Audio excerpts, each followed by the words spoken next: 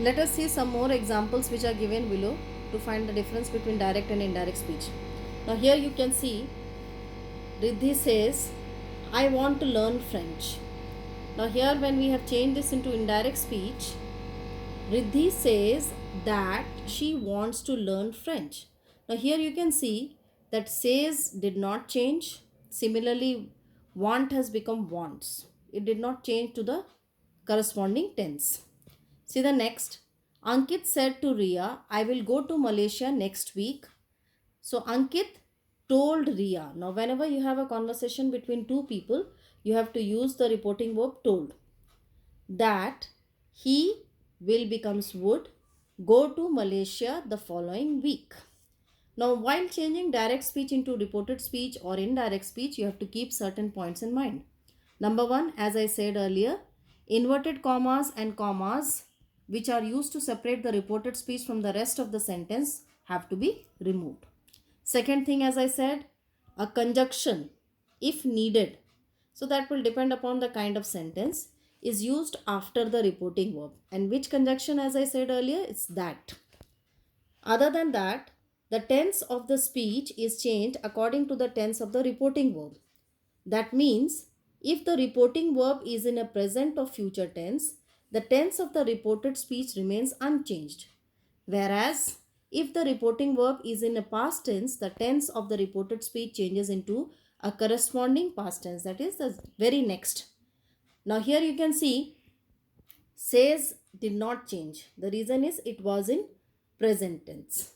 So that is what you see, that no change happened here. But whereas when it was past tense said, we changed that into told. Now next is personal pronouns such as I, you, he, she, all those. Other than that, possessives such as my, your, his or her. And the words which talk about time as well as the nearness of position, that is the place, are changed according to the rules which you are going to be taught here. Now see the next example. Isha says the teacher will check the notebooks tomorrow. So as we know that says did not change, does not change. So here also we find that it does not change here. So Isha says that the teacher will check the notebooks tomorrow. So here you find that as this was in present tense as well as in future also. So that is why we need not change this sentence with the time as well as the tense. Next one, Isha will say the teacher will check the notebooks tomorrow. Here the reporting verb is in future tense.